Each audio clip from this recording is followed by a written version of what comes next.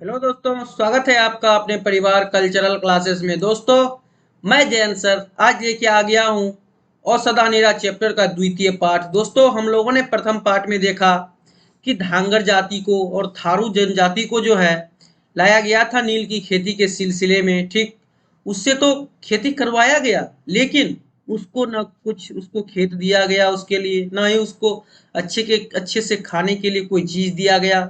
ठीक दोस्तों, उस पर बहुत ही अत्याचार करने लगा। जैसे चाहा वैसे ही उसको मजदूरी मजदूरी के रूप में उसको खटवाया गया। उससे बहुत सारा काम निकाला गया, लेकिन उसको कोई भी चीज अच्छी तरह से नहीं मिल पाया। नहीं रहने के लिए घर, नहीं खाने के लिए रोटी, यह सब कुछ नहीं दिया गया। और यह भी देखिए कि कैसे धांगर जाति जो है सीख के बर्तन बनाते हैं धान रखने के लिए। और जब सबसे मनमोहन बात वह होता है जब नववधु आते हैं अपने प्रियतम के लिए, अपने पति के लिए खेत में ले जाते हैं कलेयू कराने के लिए, भोजन यानी कि भोजन कराने के लिए ले जाते हैं। वह माथे पे पीरा रख के उसके ऊपर भोजन रख के सीख के बर्तन में, ठीक ना, ले जाते हैं। ठीक। और हम लोग भूइयां जाति भी देखे, उसके बारे में भी पढ़े। और कुछ बंगाली लोग भी आए हुए हैं, ठीक ना। तब इन पर जो अत्याचार किया गया अंग्रेजों द्वारा, उन अंग्रेजों को सुधारने के लिए, उसके औकात दिखाने के लिए यहाँ पे प्रस्थान करते हैं हमारे पूज्य बापू जी, यानी कि महात्मा गांधी जी। तो चलिए दोस्तों, इसी के साथ बढ़ते हैं, इस द्वितीय वीडियो में आगे बढ़ते हैं। तो बने रहिएगा हमारे साथ। एक बार अपने दोस्तों के साथ इस सेशन को जरूर शेयर कीजिएगा, ताकि आपका दोस्त भी इससे लाभान्वित हो सके और बोर्ड में अच्छे से अच्छे अंक प्राप्त कर सके। तो चलिए दोस्तों, बिना विलंब के शुरू करते हैं आज का क्लास। तो चलिए, क्या कर रहे हैं यहाँ, इन विद्यालयों का आदर्श क्या था, इस बारे में गांधी जी ने एक पत्र लिखा चंपारण के तत्कालीन अंग्रेज कलेक्टर को, जिससे शिक्षा संबंधी उनके आदर्शों पर प्रकाश पड़ता है। वह जो पत्र लिखा चंपारण के तत्कालीन अंग्रेज कलेक्टर को, उस टाइम अंग्रेज का जमाना था दोस्तों, इसलिए अंग्रेजी कलेक्टर कलेक्टर को उन्होंने पत्र लिखा। वह पत्र लिखा तो उसमें सिर्फ शिक्षा के बारे में ही था, उस पर ज्यादा प्रकाश डाला हुआ था और कुछ भी नहीं था कि इन लोगों को शिक्षा दी जाए। वह शिक्षा जो आप दे रहे हैं, गुलामी की शिक्षा, वह शिक्षा हमको नहीं चाहिए। हमको वह शिक्षा चाहिए जिससे पढ़कर हम देश को आगे बढ़ा सकते हैं, देश को किसी के चंगुल से आजाद कर सकते हैं। मैंने इन स्कूलों में किसी तरह नपातुला पाठ्यक्रम चालू नहीं किया है, क्योंकि मैं तो पुरानी लीग से हटकर चल रहा हूँ। वर्तमान शिक्षा पद्धति तो मैं खौफनाक और है मानता हूँ। छोटे बच्चे के चरित्र और बुद्धि का विकास करने के बजाय यह पद्धति उन्हें बौना बनाती है, बिल्कुल बौना बनाती है। अपने प्रयोग में वर्तमान पद्धति के गुणों को ग्रहण करते हुए मैं उसके दोषों से बचने की चेष्टा करूंगा। बिल्कुल, मुख्य उद्देश्य यह होगा कि बच्चे ऐसे पुरुष और महिलाओं के संपर्क में आए जो सुसंस्कृत और चरित्र जिनका निष्कलुष हो। दोस्तों, यहाँ पर लेखक कहना चाहते हैं बहुत ही शानदार तरीके से, कह रहे हैं कि जब गांधी जी यहाँ आए तो यह कलेक्टर को चिट्ठी लिखे। उस चिट्ठी में जो थी सिर्फ शिक्षा संबंधी बातें थी। और यहाँ पे कह रहे हैं, क्या कह रहे हैं कि अपने प्रयोग और वर्तमान पद्धति के गुणों को ग्रहण करते हुए मैं अपने दोस्त से बचने का चेष्टा करूंगा। और मुख्य उद्देश्य यह होगा कि ऐसे बच्चे उस पुरुष और उस महिलाओं के संपर्क में जाए जो सुसंस्कृत और चरित्रवान हो, ठीक, जिसका चरित्र उज्जवल हो, जो कुछ पढ़ा लिखा हो, उसके संपर्क में रहे आजकल के यह बच्चे। क्योंकि ऑटोमेटिक ही, अगर दोस्तों आपका भी पेरेंट्स अगर कुछ पढ़े लिखे हैं तो आप यहाँ तक पढ़े हैं, ठीक ना। अगर और ज्यादा कुछ ग्रेजुएट होते तो आप कहाँ पढ़ते, शायद विदेश में पढ़े, अभी पढ़ाई कर रहे होते। ठीक, वैसे ही कहे हैं यहाँ पे लेखक जी। मैं तो इसे ही शिक्षा मानता हूँ, लेखक कह रहे हैं, लेखक नहीं, यहाँ पे गांधी जी कह रहे हैं कि मैं इसे ही शिक्षा मानता हूँ। ऐसा कह रहे हैं कौन, लेखक साहब कह रहे हैं कि गांधी जी ऐसा कहते थे कि मैं इसे ही शिक्षा मानता हूँ, अन्यथा किसी को नहीं मानता हूँ। अक्षर ज्ञान तो इस उद्देश्य की प्राप्ति का एक साधन मात्र है। सही बात है, अक्षर ज्ञान क्या है, इस उद्देश्य की प्राप्ति का एकमात्र साधन है। जीविका के लिए जो बच्चे नए साधन सीखना चाहते हैं उनके लिए औद्योगिक शिक्षा की व्यवस्था की जाएगी। इरादा यह नहीं है कि शिक्षा पा लेने के बाद ये बच्चे अपने वंशगत व्यवसायों को छोड़ दें। जो ज्ञान वे स्कूल से प्राप्त करेंगे उनका उपयोग खेती और ग्रामीण जीवन को परिष्कृत करने में होगा। कुछ ही समय के लिए सही गांधी जी इन आदर्शों को भीतिहरवा में भी कार्यान्वित करने की चेष्टा की गई। गांधी जी के इन आदर्शों को भीतिहरवा गांव में जो है इसको कार्यान्वित करने की चेष्टा की गई। ठीक उसी भीतिहरवा में पहुंचता हूं, उसी भीतिहरवा गांव में मैं पहुंचता यानी कि जगदीश चंद्र माथुर साहब पहुंचते हैं। और मेरा भाग्य देखिए कि उसी दिन वहां मौजूद थे श्री पुंडलिक जी। वहां कौन मौजूद मौजूद थे?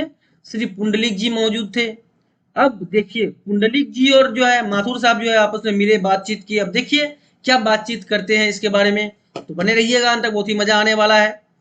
सन 1917 में इन्हीं पुंडलिक जी को गांधी जी ने बेलगांव से बुलाया, भीतिहरवा आश्रम में रहकर बच्चों को पढ़ने के लिए और ग्रामवासियों के दिल से भय दूर करने के लिए। दोस्तों आपको पूछा जाएगा यहाँ पे कि गांधी जी जो है पुंडलिक जी को क्यों बुलाया था, भीतिहरवा गांव में क्यों बुलाया था?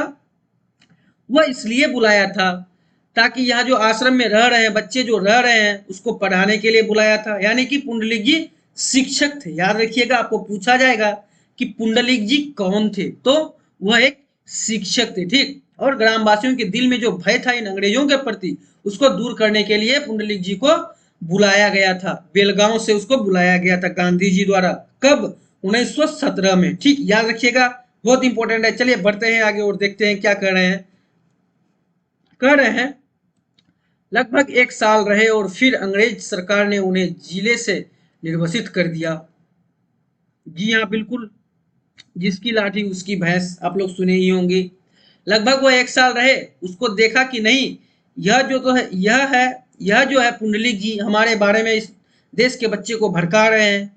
ठीक, उन्हें अच्छी शिक्षा दी जा रही है, अगर वो अच्छी शिक्षा प्राप्त कर लेंगे तो हम जो अंग्रेज लोग इस भारत देश पर इस भारत देश पर हुक्म जता रहे हैं वो हमसे छीन ली जाएगी। इसलिए उनको जो है अंग्रेज सरकार द्वारा देश के बाहर निकाल दिया गया। लेकिन इतना समय बीत जाने पर भी हर दो तीन साल में अपने पुराने स्थान को देखने पुंडलिक जी आ जाते हैं। लेकिन यह सब होने के बावजूद भी हर 2 साल 3 साल के बाद जो है पुंडलिक जी अपने पुराने स्थान को देखने आ जाया करते हैं। उनके शिष्य भी मौजूद हैं, वृद्ध हो चले हैं, किंतु पुंडलिक जी का तेजस्वी व्यक्तित्व, बलिष्ठ शरीर, दबंग आवाज साक्षी है उस अग्नि शिखा के जिसने गांधी जी के शीतल बंधन में बंध जाना मंजूर किया। गांधी जी के शीतल बंधन में बंध जाना मंजूर किया पुंडलिक जी। ठीक, पुंडलिक जी ने वह कमरा दिखाया जहां बैठकर गांधी जी काम करते थे और वह मेज जिस पर शायद उन्होंने चिट्ठियां लिखी। वह पुंडलिक जी बता रहे हैं माथुर साहब को कि देखिए माथुर साहब, देखिए वह मेज, शायद उसी पर बैठकर हमारे जो महात्मा गांधी जी जो थे उसी पर वह चिट्ठियां बैठकर लिखती थी। एक मठ के निकट यह आश्रम है। यह आश्रम कहाँ है? पुंडलिक जी का आश्रम कहाँ था? नहीं सॉरी, यह आश्रम जो है एक मठ के निकट है। गांव में गांधी जी को आश्रय देने की किसी की हिम्मत नहीं पड़ी। यह जो अंग्रेजों का खौफ था उसके दिल में, उसी के कारण जो है गांव वाले ने गांधी जी को आश्रय नहीं दिया कहीं पर भी। मठ के महंत ने एक महुए के पेड़ के नीचे जगह दी। आपको पूछा जाएगा कि गांधी जी को मठ के महंत ने कहां पर जगह दी, तो एक महुए के पेड़ के नीचे जगह दी। बहुत ही इंपॉर्टेंट है यह लाइन, थोड़ा हाईलाइट कर लीजिए, बहुत ही इंपॉर्टेंट है। चलिए बढ़ते हैं आगे और देखते हैं क्या कह रहे हैं हमारे जो है लेखक साहब माथुर जी। गांधी जी ने खटिया बिछाई और बाद में एक झोपड़ी बनाई जिसमें डॉक्टर देव आकर रहे और आश्रम को चलाते रहे। बाद में जो उसको वहां पर जगह दी, मठ के महंत ने महुए के पेड़ के नीचे वहां पे अपना खटिया बिछाया और बाद में 2-3 महीने के बाद वहां पे झोपड़ी बना डाला। उसके बाद जो है वहां पे डॉक्टर देव आकर रहने लगे और आश्रम को चलाते रहे। उस झोपड़ी को एमन साहब के कर्मचारियों ने जला भी दिया। एमन साहब जो थे बड़े ही क्रूर आदमी थे, बहुत ही नीच आदमी थे। वह अंग्रेज थे और अंग्रेज के शासक थे। अंग्रेज थे। वह एमन कौन थे? एमन साहब अंग्रेज थे। उन्होंने क्या क्या, बड़ा ही धूर्त आदमी निकला या वो बड़ा ही बेवफा आदमी निकला। वह आके जो क्या किया, गांधी जी का आश्रम को जला डाला। बाद में वह खपरेल का भवन बना, जो अब भी बहुत मौलिक अवस्था में है। वह किसका उसको जो जला दिया उसका सिर्फ खपरेल ही बचा। वह भवन जो है अब बहुत बहुत कुछ मौलिक अवस्था में अभी भी है वहां पे। कस्तूरबा यहाँ रहकर आश्रम के कार्यकर्ताओं की देखभाल करती। गांधी जी प्रायः बेतिया और मोतिहारी में ही रहते। गांधी जी कहाँ रहते थे? बेतिया और मोतिहारी में। आप लोग जानते हैं बेतिया और मोतिहारी बहुत ही शानदार तरीके से। कस्तूरबा गांधी जी की पत्नी, ठीक, कार्यकर्ताओं की देखभाल करती रहती थी और गांधी जी बेतिया और मोतिहारी में ही रहते थे, ठीक। चलिए बढ़ते हैं आगे। कह रहे हैं यहाँ पे, पुंडलिक जी के 3-4 शिष्य भी मिले और पुंडलिक जी ने सन 1917 के अपने रोचक अनुभवों की कथाएं भी सुनाई। एक दिन एमन साहब इनके आश्रम में आया। एमन साहब खुद चल के इनके आश्रम में आया। कायदा था कि साहब जब आए तो गृहपति उसके घोड़े की लगाम पकड़े। कायदा कानून क्या था कि एमन साहब, जब अंग्रेज के कोई साहब अगर आए किसी के घर पे, तो गृहपति यानी कि घर के जो मालिक हैं उनके घोड़े की लगाम जाके दौड़ के पकड़ ले। लेकिन पुंडलिक जी ने कहा, नहीं, उसे आना है तो मेरी कक्षा में आए, मैं लगाम पकड़ने नहीं आऊंगा। अब क्यों नहीं आऊंगा? क्योंकि पुंडलिक जी इतने क्रांतिकारी थे, वो इतने बलिष्ठ थे कि उनसे बड़े बड़े जो थे अंग्रेजों की अंग्रेज जो थे, बड़े बड़े अंग्रेज उससे डरते थे। अगर उसको आना है उस अंग्रेज को, तो आए, मेरे कक्षा में चल के आए, मुझसे बात करे, लेकिन मैं उसके घोड़े का लगाम पकड़ने कदापि नहीं जाऊंगा, यह उचित भी नहीं समझूंगा।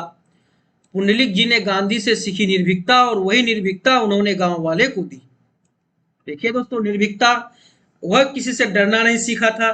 कोई भी अत्याचार हो, डरेंगे नहीं, डट के सामना करेंगे। और उन्हीं निर्भीकता को उन्होंने गांव वाले के सामने पेश किया। गांव वाले को बताया कि आपको डरना नहीं है, कोई भी चीज का सामना डट के करना है।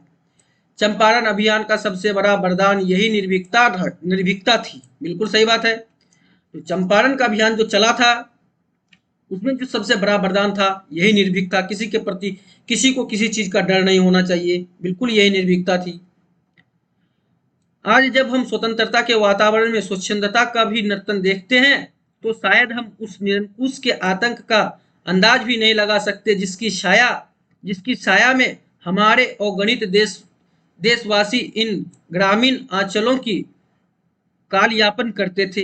गांधी जी ने उस दुर्भेद्य अंधकार को चीर दिया।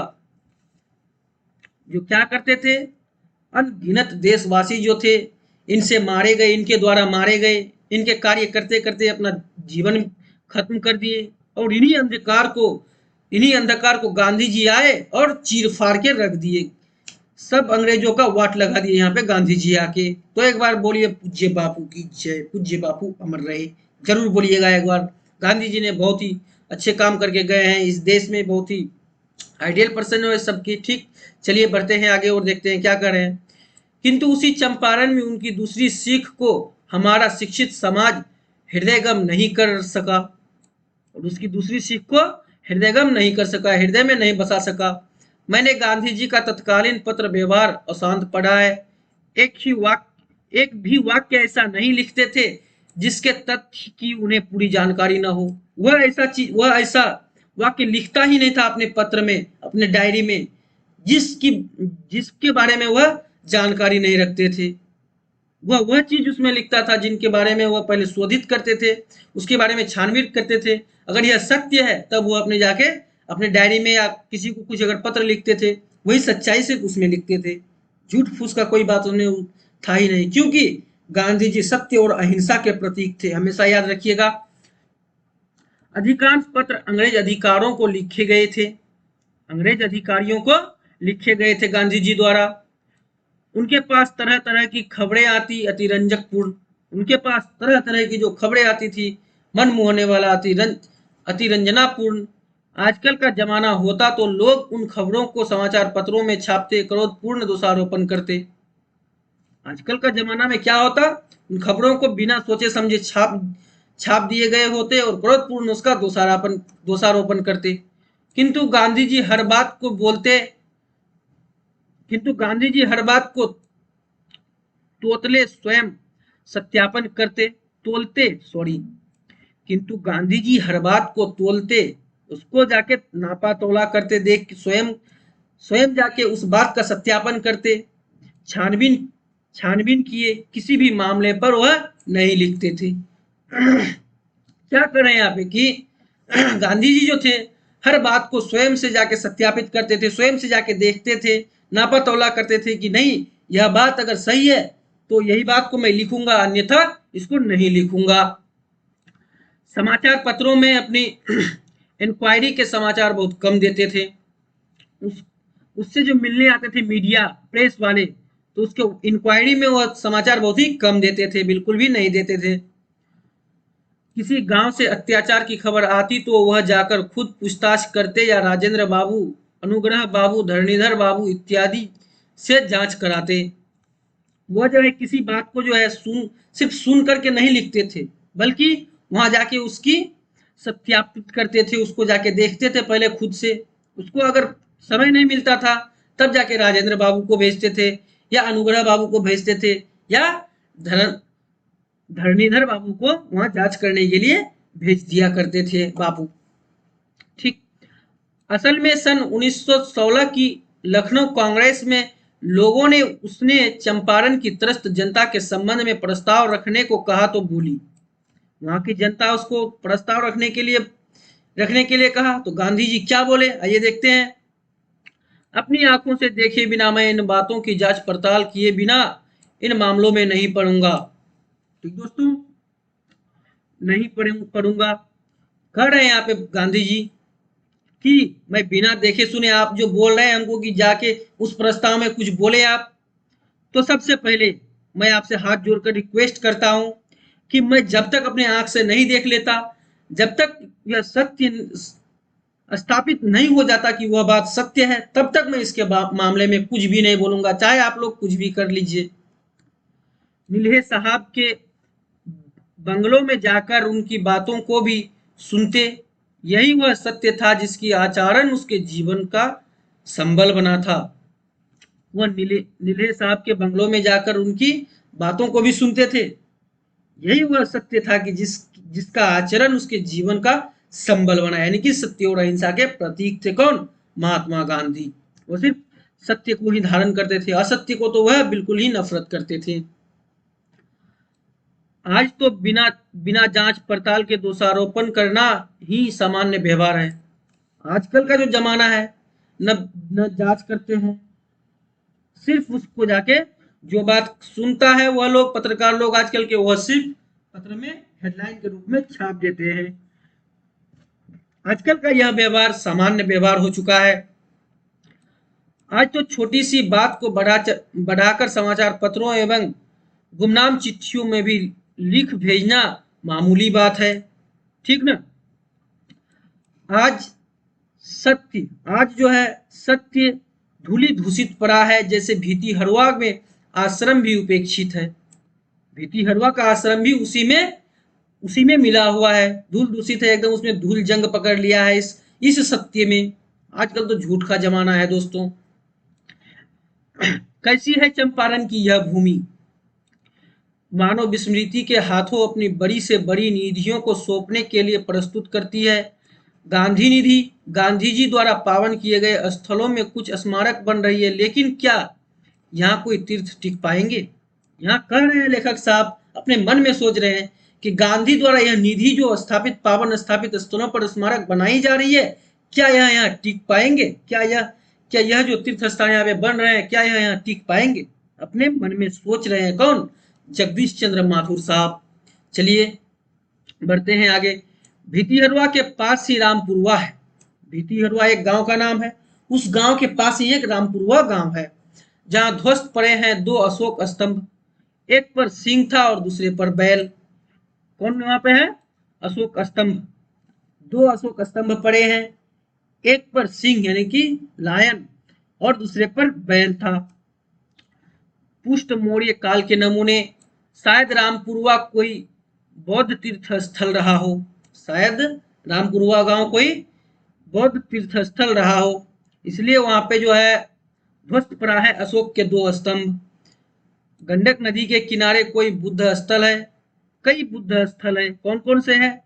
कुशीनगर, लौरिया, नंदनगढ़, अरेराज, केसरिया, चांदकीगढ़ और वैशाली। यह सब बौद्ध स्थल है। कहाँ? गंडक नदी के किनारे। कुशीनगर गोरखपुर जिले में है। अब कुशीनगर स्वतंत्र जिला है, जहां गंडक को नारायणी कहा जाता है। आपको पूछा जाएगा गंडक को नारायणी कहाँ कहा जाता है, किस जिले में कहा जाता है, तो कुशीनगर जिले में कहा जाता है गंडक को, गंडक नदी को नारायणी। याद रखिएगा, बहुत इंपॉर्टेंट है, पूछ सकता है आपको बोर्ड में, ठीक ना। अब नदी कई मील हट गई है। अब वह जो गंडक नदी है वहां से कई मील हट के दूर भाग गई है। भगवान बुद्ध की निर्वाण सस्या की वह मूर्ति निसंदेह विराट है। इसमें कोई संदेह नहीं है कि भगवान बुद्ध की वहां जो मूर्ति है, वहां की प्रतिमा है, वह विराट नहीं है, वहां बहुत बड़ा है भगवान बुद्ध की प्रतिमा। संभवतः इस मूर्ति और मंदिर का निर्माण ईसा के प्रथम या द्वितीय शताब्दी में उन्हीं लोगों ने कराया जिन्होंने बोधगया का मंदिर बनवाया था। जिस स्थान पर कुशीनगर के निवासियों ने तथागत के शरीर को भस्म किया था, वहां एक ध्वस्त स्तूप खड़ा है। तथागत की भस्म के ऊपर गंडक नदी के आसपास अनेक स्तूप बने, अनेक स्मारक बने। गंडक के पूर्वी तट पर बिहार के नंदनगढ़ का विशाल स्तूप प्राचीन स्थापत्य की अभूतपूर्व कृति है। इनका मुकाबला जावा का बरबदूर का मंदिर ही कर सकता है। इनका मुकाबला कौन कर सकता है? जावा का बरबदूर का मंदिर कर सकता है। अभी तक इसका काल निर्णय नहीं हो पाया है, इस मंदिर का काल निर्णय नहीं हो पाया है। तो चलिए दोस्तों, यहाँ तक देख लिया बहुत ही शानदार तरीके से। तो बढ़ते हैं इसी शानदार तरीके से। यहाँ आया दोस्तों एक यहाँ पे देखिए हम लोग, हाँ क्या देखे, गंडक नदी के ऊपर अनेक स्मारक बने। चलिए दोस्तों, इसी के साथ बढ़ते हैं आगे। क्या देखे हम लोग बाद में चर्चा करेंगे इसके बारे में, कुछ देखे थे, ठीक ना। 42 फुट ऊंचे 1500 फुट वृत्ताकार इस स्तूप के शीर्ष स्थल के निकट मैंने वह स्थान देखा जहां एक छत्राकार स्मारक के भीतर कांसे के बर्तन में भोजन पात्र पर लिखी 4वीं शताब्दी की एक बौद्ध पांडुलिपि पाई गई थी। क्या पाई गई थी? बौद्ध पांडुलिपि। 82 फुट ऊंचे 1500 फुट वृत्ताकार इस स्तूप के शीर्ष स्थल के निकट मैंने वह देखा। यह कौन बोल रहे हैं? माथुर साहब बोल रहे हैं कि मैंने वह देखा जहां एक छत्राकार स्मारक के भीतर कांसे के बर्तन में भोजपत्र पर लिखी 4वीं शताब्दी की एक बौद्ध पांडुलिपि पाई गई थी। थोड़ी ही दूरी पर अशोक का बनाया हुआ लौरिया नंदनगढ़ का सिंह स्तंभ है। सिंह स्तंभ है कहाँ है? थोड़ी ही दूर पे बनाया हुआ लौरिया नंदनगढ़ का सिंह स्तंभ है। मेरे विचार में यह अशोक का सबसे कलापूर्ण स्तंभ है। लेख भी स्पष्ट है।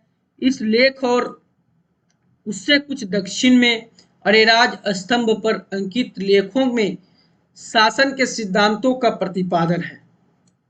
क्या है उसमें?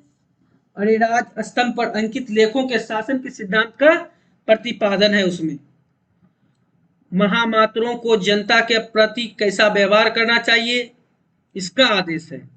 महामात्रों को जनता के प्रति कैसा व्यवहार करना चाहिए, यह सब उस पर आदेश दिया हुआ है पहले से।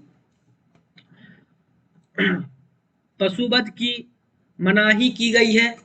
पशु की हत्या पर रोक जो लगाई गई है, वो यह सब उस पर लिखा हुआ है।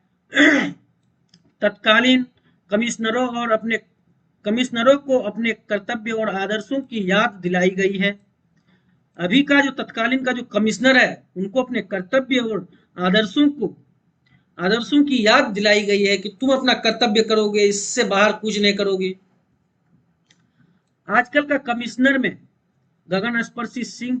गगनस्पर्शी सिंह की भंगिमा और उसके नीचे खुदे लेखों को देखते देखते मानो 2200 वर्ष पहले की प्रतापी किंतु करुणाद्र स्वर की प्रतिध्वनि सुन पा रहा हूं। लेखक कह रहे हैं कि वह ध्वनि मैं सुन पा रहा हूँ, यहाँ जो मैं पहुंचा हूँ अभी, यहाँ जो देख रहा हूँ ये सब चीज, एक करुणार्ध स्वर प्रतिध्वनि मैं सुन पा रहा हूँ। वह स्वर आज भी कितना खरा है, आज के अधिकारी वर्ग के लिए जितना कितना चुनौतीपूर्ण है। आज के इन अधिकारियों के लिए, कमिश्नरों के लिए जो है बहुत ही चुनौतीपूर्ण है। वह आवाज जो है उसको सुनना चाहिए, वह ध्वनि जो है उसको सुनना चाहिए, जैसे मैं सुन रहा हूँ। ऐसा कर रहे हैं यहाँ पे लेखक। आइए और क्या क्या कहते हैं, आइए देखते हैं सब कुछ। ठीक कह रहे हैं यहाँ पे लेखक की, लौड़िया नंदनगढ़ से ही एक नदी रामपुरवा और भितिहरवा होते हुए उत्तर में नेपाल के निकट भिखना थोड़ी तक जाती है। एक नदी जो लौड़िया नंदनगढ़ से ही, एक नदी रामपुरवा और भितिहरवा होते हुए कहाँ तक जाती है, नेपाल के निकट भिखना थोड़ी, याद रखिएगा भिखना थोड़ी तक जाती है। ठीक, नाम है पंडई नदी। पंडई मतलब पांच नदी का मिलन, पंडई मतलब पांच नदी का मिलन, पंडई नदी। और शायद इसी के सहारे भगवान बुद्ध और बाद में अनेक भिक्षु भिखना शब्द के सामने देखिए जाते जाते थे, लुम्बिनी और नेपाल। भगवान बुद्ध जो थे, भगवान बुद्ध और इसके बाद जो है अनेक भिक्षुक लोग जो है इसी से जाते थे, किससे, लौड़िया नंदनगढ़ से। ठीक ना, यह एक स्थान है दोस्तों, लौड़िया नंदनगढ़ एक बहुत ही पावन स्थान है। ठीक ना, उसी से होते हुए लुम्बिनी और नेपाल जाते थे कौन, भगवान बुद्ध और अनेक भिक्षुक। उसके बाद कह रहे हैं यहाँ पे लेखक कह रहे हैं कि फायान और हुएनसान भी इसी पद से आए थे। इसी पद से फायान और हुएनसान भारत आए थे। लौड़िया नंदनगढ़ निश्चय ही एक विशाल पावन स्थल रहा होगा। देखिए दोस्तों, लौड़िया क्या है, विशाल पावन स्थल, पावन स्थल रहा होगा। अनेक टीले खुदाई की प्रतीक्षा में सदियों का रहस्य अपने हृदय में छुपाए पड़े हैं। ठीक, चलिए आगे देखते हैं। लौड़िया के दक्षिण में अरेराज के दक्षिण में केसरिया और फिर वैशाली। यही तो वह पथ था जिससे भगवान बुद्ध अपनी अंतिम यात्रा पर गए थे। अंतिम यात्रा पर किस पथ से गए थे, आइए देखते हैं थोड़ा। लौड़िया, लौड़िया के दक्षिण में है अरेराज, अरेराज के दक्षिण में है केसरिया और फिर वैशाली। इसी रास्ते से होकर, इसी पथ से होकर भगवान बुद्ध जो थे अपने अंतिम यात्रा पर निकले थे। याद रखिएगा, बहुत इंपॉर्टेंट है। चलिए बढ़ते हैं आगे और देखते हैं क्या कह रहे हैं हमारे लेखक साहब। कह रहे हैं कि अपनी परम प्रिय नगरी अपनी परम प्रिय नगरी गणतंत्री लिच्छवियों की राजधानी वैशाली में अंतिम दर्शन के लिए भगवान ने अपने समस्त शरीर को गजराज की तरह घुमाया और बोले, आनंद, तथागत का यह अंतिम दर्शन है। तथागत किसको कहा गया है यहाँ पे, भगवान बुद्ध को ही तथागत कहा गया है। ठीक ना, आनंद, आनंद जो है उसका क्या है, शिष्य है। बोल रहे हैं कि आनंद यह तथागत का या भगवान बुद्ध का आज तुम अंतिम दर्शन कर लो, जितना मन चाहे उतना ही दर्शन कर लो तुम आज। लेकिन क्या हुआ आगे देखिए, लिच्छवी रास्ता रोककर खड़े हो गए, बीच में नदी आ गई, तथागत ने अपना भिक्षा पात्र उन्हें दे दिया। इसी वैशाली में अम्बपाली ने तथागत को अपना आम्रकरण समर्पित किया था। और इसी वैशाली में जैन धर्म के तेजस्वी तीर्थकार भगवान महावीर का जन्म हुआ था। आपको पता है कि भगवान महावीर का जन्म कहाँ हुआ था, वैशाली में हुआ था। ठीक, याद रखिएगा। आज जैन समाज अपनी इस पुण्य धरोहर को भूल गया है। आज का जो जनरेशन है वहां पे, जैन समाज जो है आज अपनी पुण्य धरोहर को बिल्कुल ही भूल चुका है। ऐसे ही जैसे पौराणिक धर्मावलंबी हिमालय की तलहटी में भैंसालोटन की महत्ता को भूल से गए हैं, भैंसालोटन की महत्ता को भूल गए हैं। जहां हिमालय की छोटी पहाड़ियों के बीच गंडक चट्टानी दीवारों के बीच गुजरती है, वहां मैंने देखा घड़ियालों का निवास स्थल कि किवंत दंती है कि गजग्राह की लड़ाई वहीं शुरू हुई है। किंवदंती क्या है कि गज और ग्राह, आप लोग विष्णु पुराण पढ़े हैं या देखे हैं टीवी सीरियल में, तो गज हाथी, ग्राह मतलब मगरमच्छ। गज और ग्राह की लड़ाई वहीं से शुरू हुई है। कह रहे हैं कि पंचनद पंचनद नदी गंडक से वहीं मिलती है। पंचनद नदी गंडक नदी से वहीं पर मिलती है जहां गज और ग्राह की लड़ाई शुरू हुई है। पंचनद के कुछ ऊपर तमसा नदी मिलती है। तमसा जो है दोस्तों यह एक नदी है, वहीं मिलती है। वहीं शायद वाल्मीकि आश्रम आश्रम है। वहीं क्या है, तमसा नदी के पास वाल्मीकि का आश्रम भी है। अनेक ध्वस्त मूर्तियां बिखरी पड़ी है। इस गंडक के सहारे सहारे चलिए तो 173 मील की दूरी पर पटना के सामने सोनपुर के निकट गंडक गंगा के संगम पर हरि हरिहर क्षेत्र मिलेगा, जहां कहते हैं गज ग्राह युद्ध समाप्त हुआ और गज को संकट मोचन हुआ। गज का क्या हुआ, संकट मोचन हुआ, उसका संकट एकदम सब कुछ खत्म हो गया वहां पे। वर्तमान और अतीत की अत्यंतहीन कड़ी है गंडक नदी। गंडक नदी क्या है, अत्यंतहीन, वह बिल्कुल ही गंदी नदी है। वह किसी का बात मानती ही नहीं है। गंडक नदी अपने मनमानी करती है। न जाने कितने महात्माओं और संतों ने इसके किनारे तप और तेज पाया, किंतु गंडक कभी गंभीर न बन सकी और इसलिए इसके किनारे तीर्थ स्थल भी अस्थायी न रह सके। इसके जो किनारे में अगर तीर्थ स्थल बना भी है, वह भी बाढ़ आया और बह के चला गया। ठीक दोस्तों, इसके नजदीक, इसके किनारे में कितने संतों ने इनके किनारे पर तप किया और तेज पाया, किंतु फिर भी गंडक नदी जो है कभी गंभीर न बन सकी। और इसके तट पर इसके किनारे में कितने भी तीर्थ स्थल अस्थायी न रह ही नहीं सका, क्योंकि आता है, बनता है वहां पे तीर्थ स्थान और बह के चल जाता है बाढ़ जब आता है गंडक नदी में। तो ठीक दोस्तों, यहाँ से एक क्वेश्चन पूछता है यहाँ से कि ओ सदा नीरा जो चैप्टर है, यह किस नदी को या किस नदी के रूप में बताया गया है। तो किस नदी के रूप में बताया गया है दोस्तों, गंडक नदी के रूप में। गंडक नदी का वहां पर सब कुछ बताया गया है उसमें। हिमालय के चरणों में त्रिवेणी भैंसालोटन से हो लेकर, भैंसालोटन दोस्तों स्थान है, तीर्थ स्थान है, आप लोग यहाँ पे ट्रेवलिंग के लिए जा सकते हैं, बहुत ही शानदार जगह है। भैंसालोटन से लेकर सोनपुर के हरिक्षेत्र तक गंडक के किनारे एक ऐसी तीर्थों की मानो समाधियां बिखरी पड़ी है। तीर्थों की मानो बहुत ही समाधियां बिखरी पड़ी है। कहाँ पे, भैंसालोटन हरिक्षेत्र गंडक के किनारों में। ठीक, चलिए बढ़ते हैं आगे और देखते हैं क्या कर रहे हैं हमारे माथुर साहब। जो शायद अवसर मिलने पर अयोध्या, हरिद्वार, मथुरा, काशी बन जाते। अगर इसको यहाँ पर मौका मिलता, अवसर इसको यहाँ पे मिलता, सब कुछ भैंसालोटन सोनपुर से जो गंडक के किनारे ऐसा तीर्थ स्थान मानो बिखरी हुई पड़ी है, अगर उसको आज यहाँ पे मौका मिलता तो यहाँ पर अयोध्या भी वही होता, हरिद्वार भी वही होता, मथुरा भी वही होता और काशी भी वही बना होता आज इस बिहार के धरती पर। लेकिन यह कुछ भी नहीं है आज बिहार के धरती में, यह सब गंडक के कारण ऐसा हो रहा है। पर गंडक तो उच्छृंखल कन्या ही रही। ज्येष्ठा सहोदरा गंगा का गंभीर्य इसे सुहाया ही नहीं कुछ।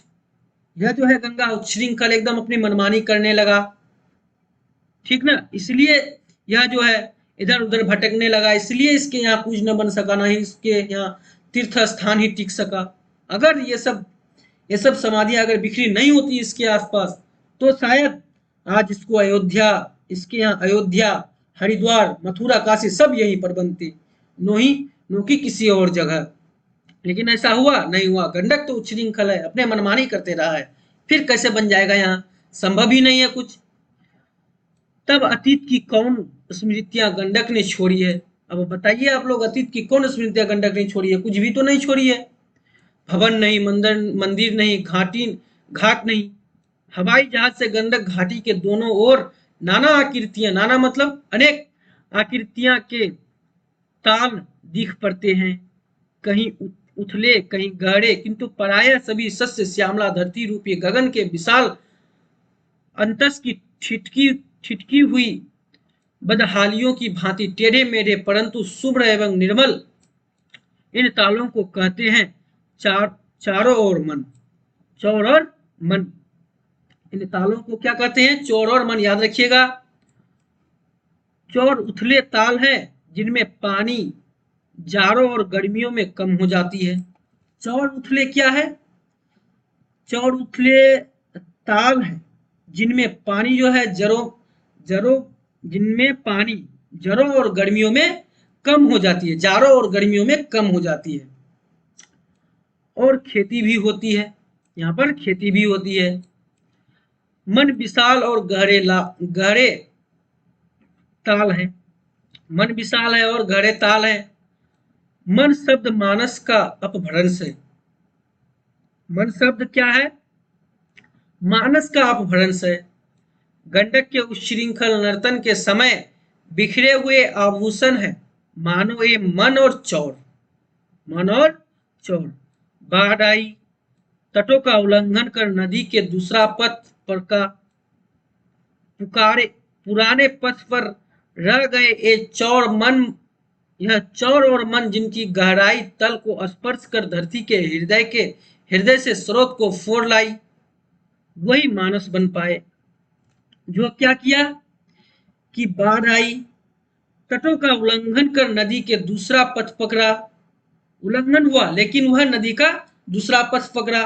पुराने पथ पर रह गए ये चौर और मन जिनकी गहराई तल को स्पर्श कर धरती के हृदय से स्रोत को फोड़ लाई, वही जो है मानव बन पाया है, वही असली जो है बन पाया है। बाद बाकी सब नकली है, सब छल कपट है, सब कुछ असली नहीं है। यहाँ पे ऐसा ही एक ताल है सरयामन। सरयामन क्या है दोस्तों? नदी का नाम है, ध्यान रखिएगा।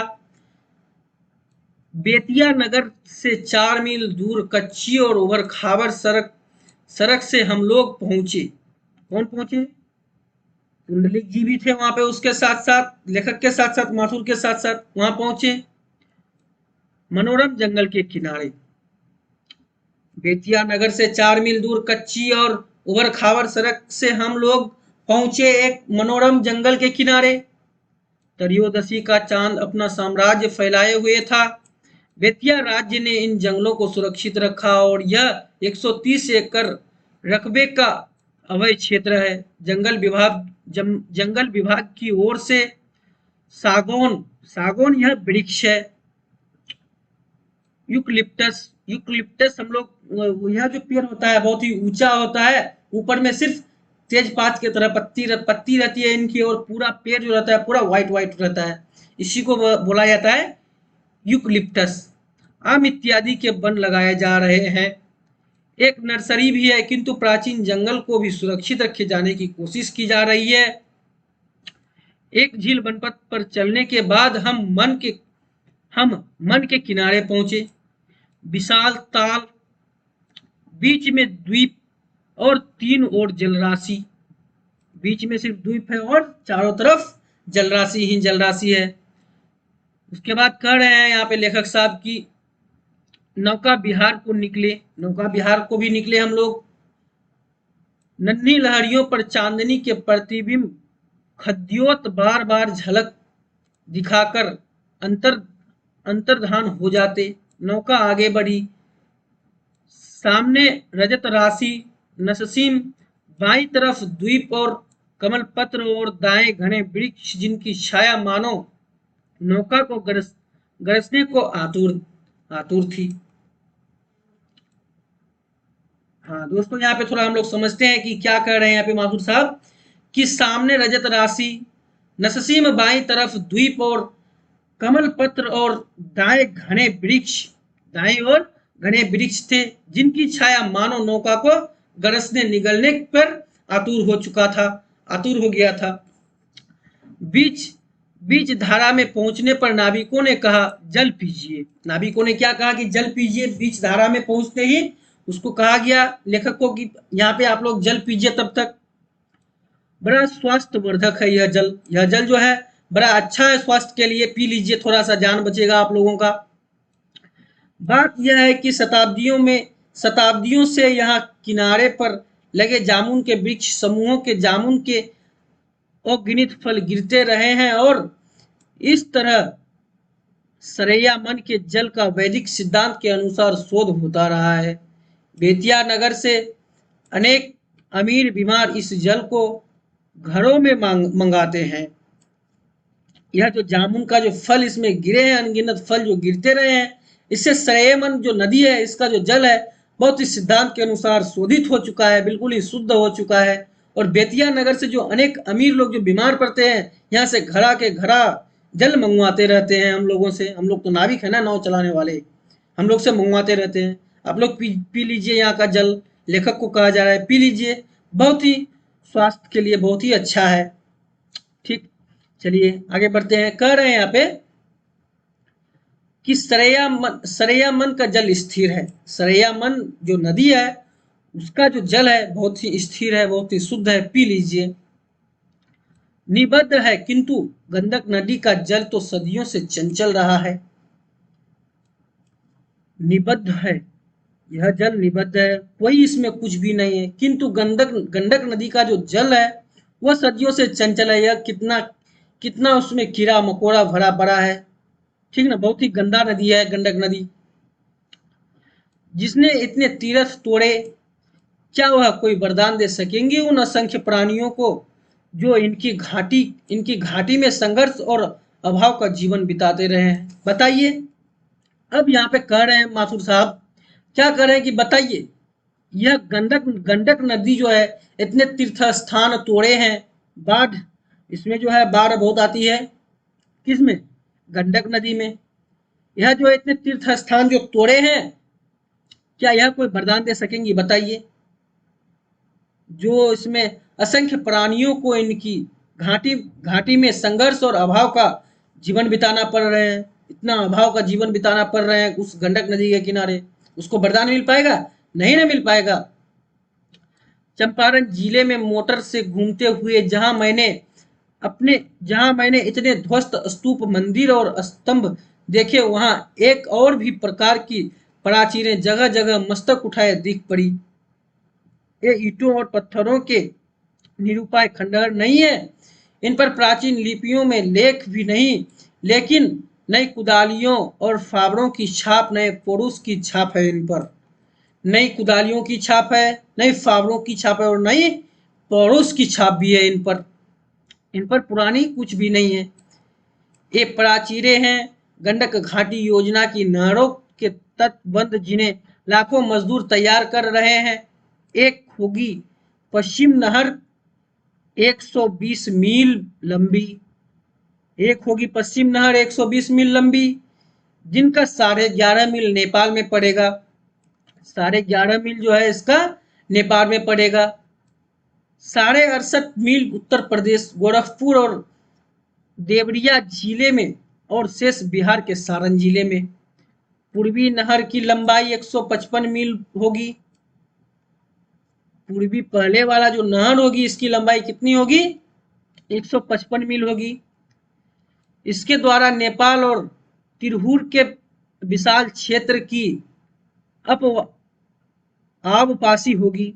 आब मतलब नदी, नदी का पास होगा यहाँ पे, कहाँ पे? नेपाल और तिरहुत के विशाल क्षेत्र में, ठीक ना, यहाँ पे नदी पास होगा। इसके अलावा नेपाल के लिए एक पावर हाउस भी बनेगा। इसके बाद जो है नेपाल में एक पावर हाउस भी बनेगा। भैंसालोटन से यह नहरें निकलेंगी और वहां लगभग 3000 फुट लंबा बराज बन रहा है। भैंसालोटन से जो नहरें निकलेगी और वहां लगभग 3000 फुट के लंबा बराज बन रहा है। बराज मतलब पुल बन रहा है। ठीक दोस्तों, चलिए आगे बढ़ते हैं। क्या कर रहे हैं यहाँ पे हमारे माथुर साहब? जिसके ऊपर से सड़क और रेल ले जाने की संभावना है। कुल मिलाकर 41.49 लाख एकड़ जमीन की आबपासी इन नहरों से होगी। कुल व्यय होगा लगभग 40 करोड़। कुल व्यय कितना होगा सब बनाने के लिए? 40 करोड़ रुपया लगेगा इसमें। अब कह रहे हैं यहाँ पे भैंसालोटन में भारतीय इंजीनियर जंगल के बीच इस नवीन जीवन केंद्र का निर्णय कर रहे हैं। प्राणवान विद्युत तुल्य सिराओं का जाल फैला रहे हैं। मोटरबोट गंडक के वक्षस्थल को चीरकर आगे बढ़ रही थी और इंजीनियर मुझे बराज और नहरों की टेक्निक बातें समझा रहे थे। इंजीनियर लोग क्या कर रहे थे, हमारे माथुर साहब को जो है बराज और नहरों की टेक्निकल बातें समझा रही थी कि यह सब चीज ऐसे ऐसे बनेंगे। ठीक माथुर साहब, आप सुन रहे हैं ध्यान से, ऐसा कर रहे हैं इंजीनियर लोग, किसको, माथुर साहब को। और मैं सोचता रहा हूं शायद युग युगों से होती आई गज और गराह की लड़ाई का अंत होने जा रहा है। गज और गराही का जो युगों युगों से होती आ रही है इसकी लड़ाई, आज उसका अंत होने जा रहा है। दैन्य और अभाव के गराह दैन्य और अभाव के गराह के विकराल मुख में फंसे जन समुदाय का संकट मोचन करने के लिए एक अजय पौरुष युक्त नारायण के विराट रूप का निर्णय हो रहा है। ये नहरें उसी नारायण की अनेक भुजाएं हैं। बिजली के तारों का जाल ही तो उसका त्राणकर्ता चक्र है। त्राणकर्ता चक्र क्या है, बिजली की तारों का जाल उनकी त्राणकर्ता चक्र है। और मैं मन ही मन नमस्कार करता हूं इन इंजीनियरों को, विश्वकर्माओं को, मजदूरों को। भगवान के इस नूतन विराट रूप के विधाता है।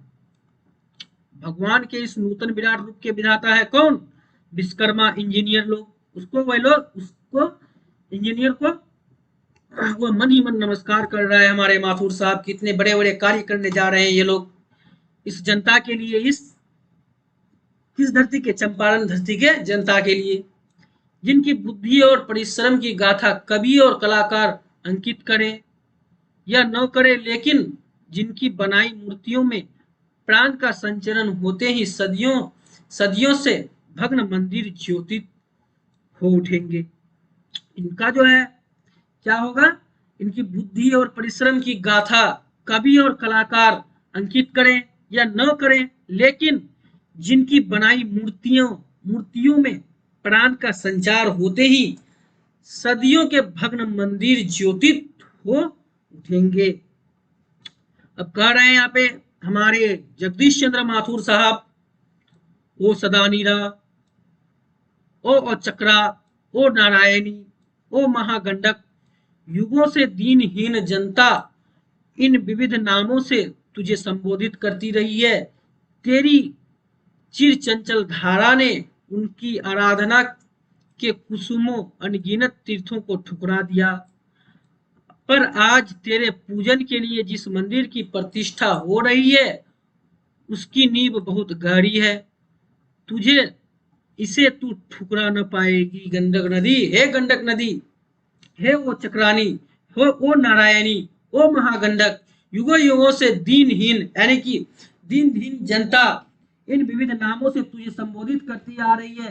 तेरी चीर चंचल धारा ने जिन आराधना के कुसुमों को अनगिनत तीर्थों को ठुकरा दिया है, जिनको तूने बहा दिया है, आज तेरे पूजन के लिए जिस मंदिर की प्रतिष्ठा हो रही है उसका नींव बहुत गहरी है, तू इसे ठुकरा न पाएगी। हे गंडक नदी, तो तूने बहुत अत्याचार किया है, लेकिन अब बहुत हो गया, तुम्हारा खेल खत्म हुआ गंडक नदी, अब तुमको बस में करने आ रहा है ये सब चीज। तो दोस्तों बहुत ही शानदार तरीके से यहाँ हम लोग चैप्टर को समाप्त कर चुके हैं, औषधा नीरा को पार्ट 1 में, पार्ट 2 में बहुत ही शानदार तरीके से।